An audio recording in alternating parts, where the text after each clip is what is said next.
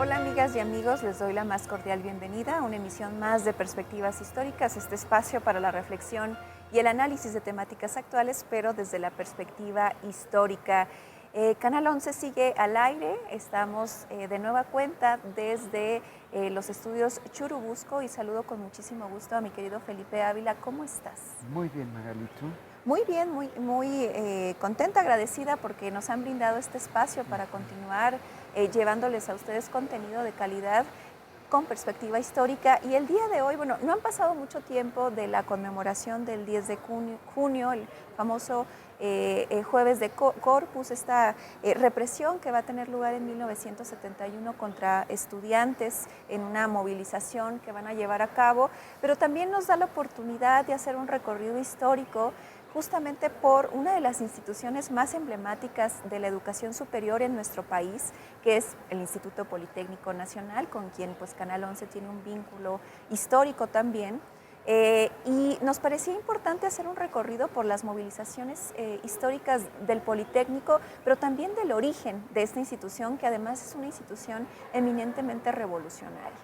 Sin duda, Magali, es muy importante que hagamos una recapitulación de las luchas estudiantiles del Politécnico, porque a pesar de la importancia y de la persistencia que han tenido desde su fundación, pues muchas veces en la historiografía se les ha relegado.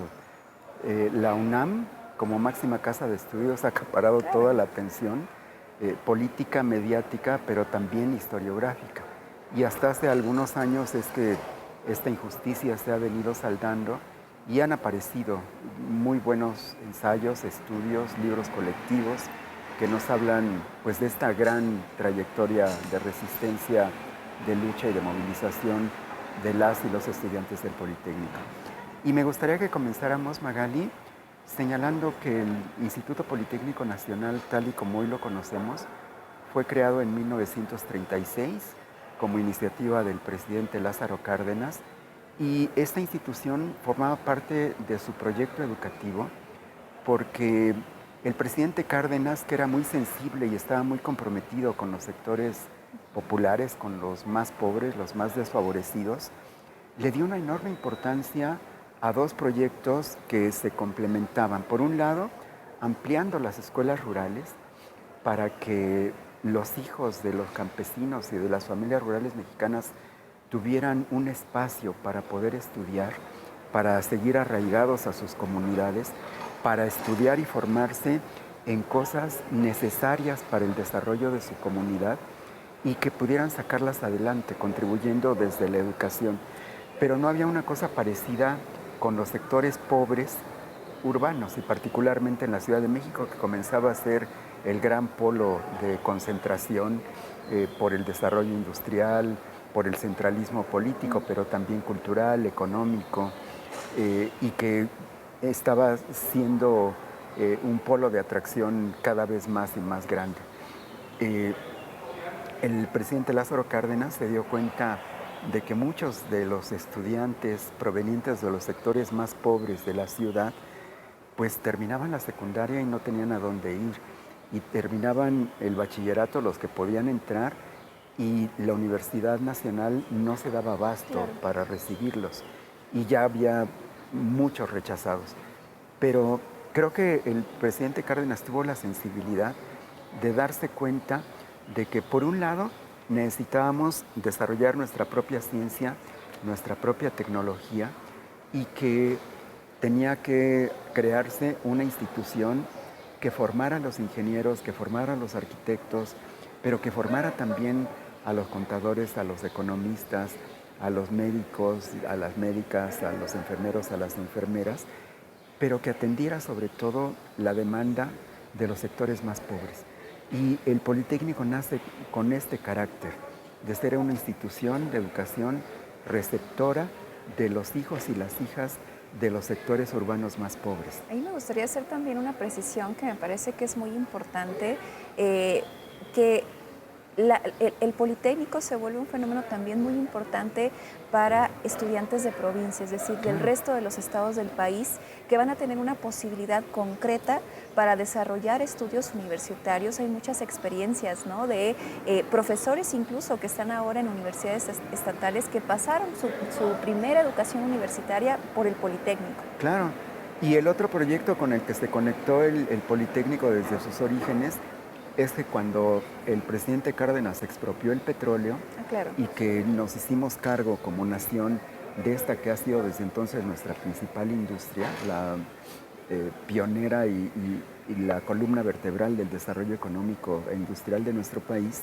no teníamos ingenieros, porque como estaban en manos de empresas extranjeras, cuando se les expropia, se van sus trabajadores, se van sus empleados, pero también se van sus técnicos y sus científicos, y entonces México estaba a la deriva, ¿no? Había que desarrollar ingenieros petroleros, ingenieros químicos, y esta fue una de las primeras tareas que se le encomendaron al Politécnico. De manera que durante el gobierno de Lázaro Cárdenas nace esta gran institución, cumple su cometido de ser la institución para la educación vocacional, porque también muchos estudiantes, por necesidades económicas, no podían terminar una carrera universitaria, pero con el bachillerato tal y como estaba entonces, no podían encontrar empleo. Entonces el Politécnico, a través de sus vocacionales, buscó darle una salida de capacitación técnica para el trabajo a estos estudiantes, hombres y mujeres, que no pudieran continuar una carrera universitaria. Entonces las vocacionales se combinaban con las escuelas universitarias que daba el Politécnico, ¿no? Y esto siguió así hasta 1940. En 1940 hay un cambio de gobierno en una situación muy complicada internacional y también en lo interno. El presidente Lázaro Cárdenas se inclina porque quien lo suceda sea el general Manuel Ávila Camacho, que es un personaje mucho más moderado, mucho más conservador, que detiene, que frena las reformas sociales, económicas impulsadas durante el cardenismo, y esto se advierte en todos los niveles, particularmente en el educativo, porque la educación socialista que impulsó el presidente Cárdenas en sus sexenios se frena, y entonces se da un vuelco para que la educación básica, en primaria y secundaria, sea nacionalista. Incluso el propio presidente Ávila Camacho hace público que es católico, ¿no? Y trata como de atraer a los sectores más conservadores que estaban opuestos a la educación socialista. Y en el Politécnico esto también se resiente porque hay una reducción drástica del presupuesto, porque no se promulga la ley orgánica de la institución, porque hay una desatención hacia las necesidades más básicas de una institución ya de una enorme envergadura, y pues esto provoca las primeras reacciones, las primeras protestas y las primeras huelgas estudiantiles del Politécnico, que ocurren en 1940 y que ocurren también en 1950, porque si Ávila Camacho comenzó a desentenderse del Politécnico, lo hizo todavía más el siguiente presidente, Miguel Alemán, que fue un gobierno con una orientación abiertamente propatronal. Sí, y hay que pensar que también las movilizaciones estudiantiles del Politécnico pues forman parte de la historia social de nuestro país. Es decir,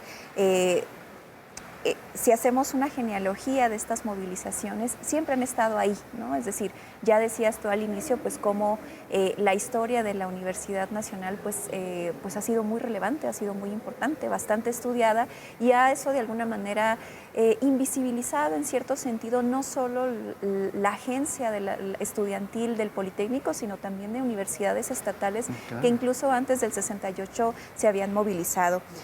Y bueno, valdría la pena reconocer varios hitos de estas movilizaciones en el tiempo, a lo largo del siglo XX.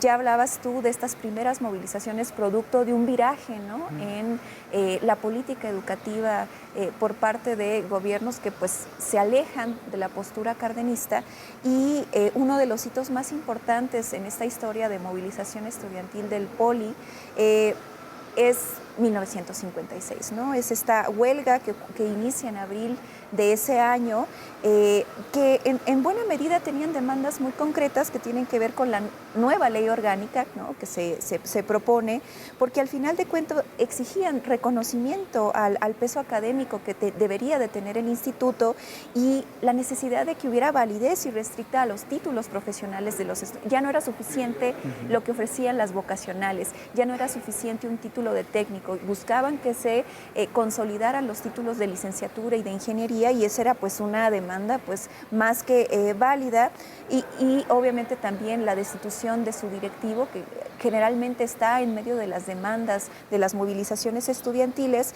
Pero hay un elemento muy importante que conecta con lo que tú decías en el origen, esta historia del origen del Poli, es la crisis del internado. Es decir, el Politécnico tenía esta peculiaridad de ofrecer incluso recursos con becas y con espacios para jóvenes estudiantes, hijos de obreros, de campesinos que llegaban a la capital del país pues para profesionalizarse. Y hay una crisis en el internado, en el casco de Santo Tomás, ahí estaba ubicado el internado. Se movilizan más de 100,000 estudiantes, hay 70 días de resistencia.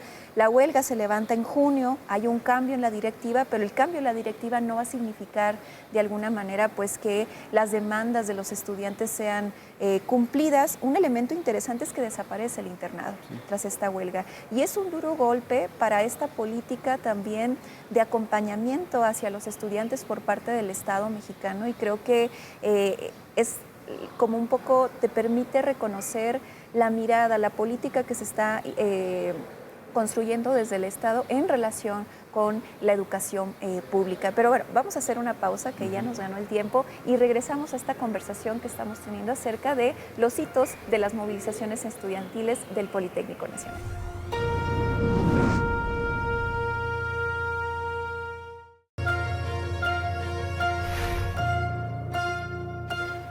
Bien, regresamos a la conversación que estamos teniendo Felipe y su servidora acerca de los hitos de la movilización estudiantil del Politécnico en un marco de conmemoración por el 10 de junio, el jueves de Corpus. Fuimos al corte hablando de este primer hito, 1956. Algo que me gustaría señalar también para que lo tengamos como en cuenta, para explicar las posteriores movilizaciones estudiantiles del Poli, es que hay una ocupación del ejército en el casco de Santo Tomás que se va a extender alrededor de 2 años. Y eso va a marcar mucho la memoria colectiva estudiantil del Politécnico. Ese es un elemento importante que hay que señalar. Incluso hay que decir que los líderes de la movilización van a ser llevados a Lecumberri en este delito que es en la época es el delito de las movilizaciones, que es por disolución social, sí. Y creo que de alguna manera también va a marcar esa memoria colectiva muy reciente, ¿no? Es decir, son movilizaciones que están concatenadas y que habla un poco de varios elementos que atraviesan el movimiento estudiantil, no solo en el Politécnico, sino en los diferentes espacios universitarios de la época en el país.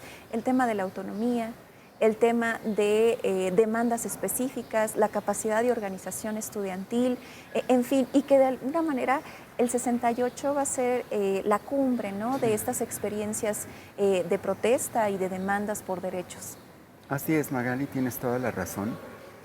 Tenemos que subrayar que el gran movimiento estudiantil del 68 no surgió de manera espontánea. Así es. Como bien dices, es la culminación de un proceso de lucha, de resistencia, de organización, de movilización, no solamente de la Universidad Nacional, sí, y del Politécnico, sino también de las escuelas normales, de la Nacional de Maestros, de la Normal Superior, de Chapingo y de universidades de provincia.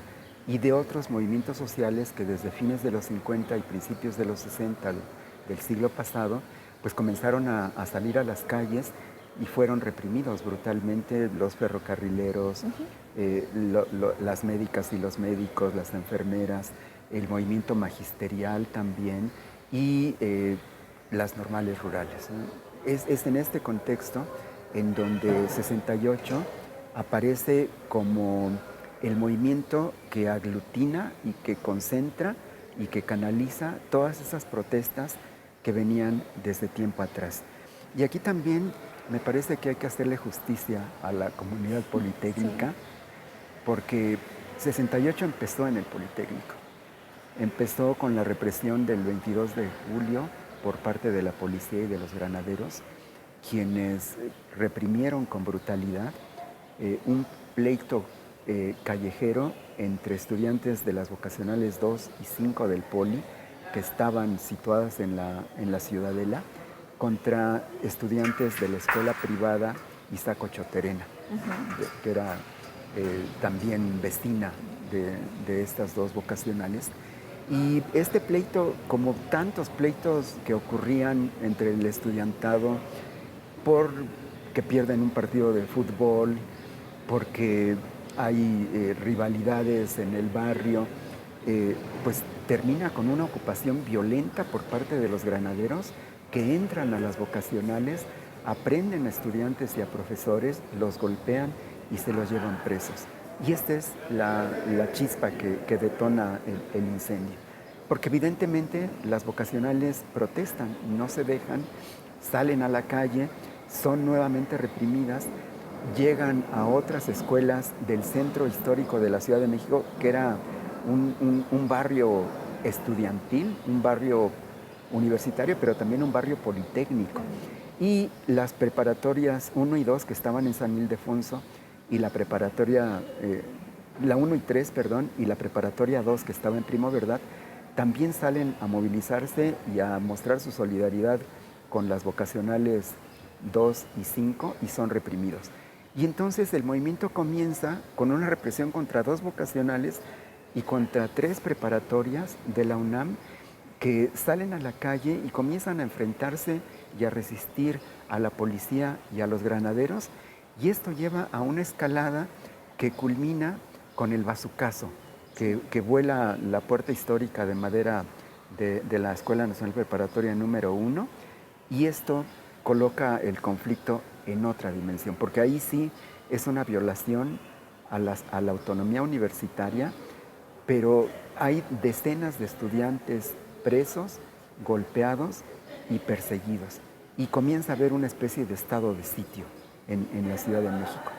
Y esto lleva a que el 1 de agosto se organice una gran movilización de los universitarios, pero también de los politécnicos, encabezada por el rector Javier Barros Sierra de la universidad, y este es el punto de arranque de lo que conocemos como el gran movimiento estudiantil del 68. Sí, y hay que decir que las y los estudiantes del Politécnico estuvieron muy involucrados en la organización de esta huelga que va a convertirse además desde sus lógicas en nacional, a través del Consejo Nacional de Huelga. El Politécnico va a aportar delegados de todas sus escuelas para este consejo. Algo muy interesante es que van a destacar por su capacidad de organización. Es muy interesante lo que se señala, esta historiografía que está empezando a explorar la participación de los politécnicos. Incluso utilizan, bueno, estamos hablando de un instituto que en su base está el trabajo en laboratorio y talleres, y son estos espacios que van a utilizar para imprimir clandestinamente folletos, comunicados, volantes, en fin, y la capacidad también de organizar estas brigadas que van a ser fundamentales para todos los universitarios que están movilizados, porque van a acercarse a la población, a los vecinos que están alrededor, por ejemplo, del casco de Santo Tomás, y que van a ser fundamentales para la defensa del casco. Sí, en julio y en finales de julio, pero sobre todo en agosto y en septiembre, es el gran esplendor, el gran auge del movimiento estudiantil, porque se encuentran a ellos mismos y salen a la calle y hacen que el pueblo conozca a los estudiantes, a las y a los estudiantes. Es un periodo de 60 días de fiesta, de euforia, en donde los estudiantes ganan la calle, ganan la narrativa, hacen saber a la población la legitimidad de sus demandas. Se constituye el Consejo Nacional de Huelga, ahí se formula el pliego petitorio de los 6 puntos, que son puntos básicos. Lo que pide el pliego petitorio es que cese la represión, que se castigue a los responsables de la represión, que se destituya a los jefes policíacos, que se disuelva el cuerpo de granaderos, que se abola el artículo 145 y 145 bis del Código Penal que legitimaban el delito de disolución social que tenía llenas las cárceles de México de presos políticos, y que se indemnice a las familias de los estudiantes muertos, porque ya hay estudiantes muertos y hay también muchísimos heridos. Y hay decenas que están en las cárceles, ¿no? Entonces, es un movimiento absolutamente democrático, que tiene la capacidad creativa de, a través de múltiples recursos, de brigadas que van a las plazas, a los mercados, a las estaciones, a las fábricas, a los pueblos cercanos al Distrito Federal, a vincularse con la gente, a hacer que los apoyen. Hay un enorme respaldo popular, porque es como el encuentro por primera vez en las calles entre un estudiantado en rebeldía, movilizado, con demandas legítimas, y la población civil, que los hace suyos, que los arropa, que los apoya y que se va involucrando cada vez más en el movimiento. Porque en todos estos meses hay represión, hay grandes movilizaciones que ocupan la Ciudad de México, que se comienzan a irradiar a la provincia, que se suma también a esta huelga nacional, y en todos los enfrentamientos con la policía, con los granaderos, la población cada vez se involucra más del lado de los estudiantes. Y esto lleva a que Díaz Ordaz decida hacer intervenir al ejército, que ocupa la Universidad Nacional el 18 de septiembre, y que 5 días después ocupa el Politécnico Nacional, que toma Zacatenco con el ejército. Mucha resistencia, ¿no? Pero que le cuesta muchísimo trabajo tomar el casco de Santo Tomás, porque ahí hay una resistencia de 5 horas, no solamente de las y los estudiantes, sino de los habitantes de las colonias que rodean al casco de Santo Tomás. Sí, y creo que también es muy importante, bueno, como historiadores lo tenemos bastante claro, que es muy esencial ir un poco a ver los antecedentes para entender 1971 y el 10 de junio. Es decir, al final de cuentas sabemos el desenlace del 2 de octubre en Tlatelolco, pero la movilización estudiantil, a pesar, ¿no?, de las personas que desaparecen, pero que también son asesinadas y reprimidas en Tlatelolco, el movimiento estudiantil pervive, persiste. Y un claro ejemplo es lo que va a ocurrir el 10 de junio de 1971 a través de esta infiltración de los famosos halcones, con toda una sofisticación, ¿no?, alrededor de estos jóvenes, además de zonas populares que van a ser entrenadas en un contexto también muy particular internacional, en donde hay estas lógicas, ¿no? Ya es la plena Guerra Fría, y en donde hay un intervencionismo muy importante, porque todo lo que huele a movilización huele a comunismo, ¿no? Sí, no, sin duda. 2 de octubre, que no se olvida. Así es.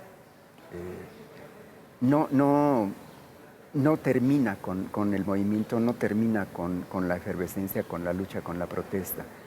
Porque a pesar de la masacre, de los muertos, que no sabemos cuántos son, de la infinidad de heridos, se detiene a todos los dirigentes. El Consejo Nacional de Huelga casi en pleno es apresado en Lecumberri, y sin embargo las escuelas se mantienen en pie de lucha.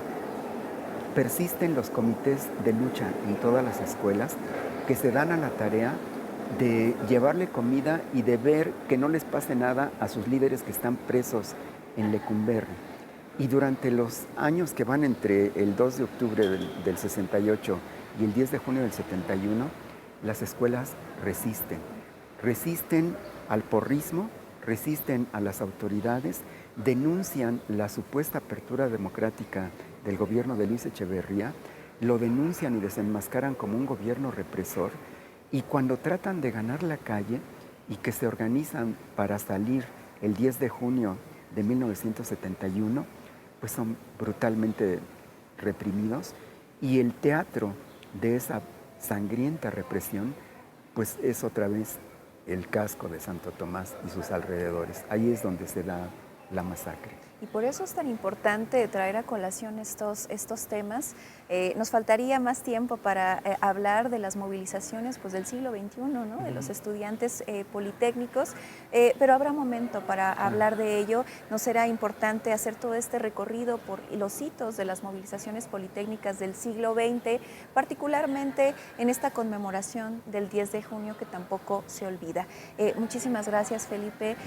Gracias a ustedes, amigas y amigos, por acompañarnos. Y queremos hacerle la invitación a ustedes para que nos acompañen la próxima semana. Pues vamos a seguir acercándonos a la historia del fútbol desde una perspectiva bastante crítica para que reconozcamos cómo este deporte pues viene desde los ámbitos populares, ¿no? Que le pertenece al pueblo. Les agradecemos muchísimo su compañía y nos vemos la próxima semana acá en Perspectivas Históricas. Hasta pronto.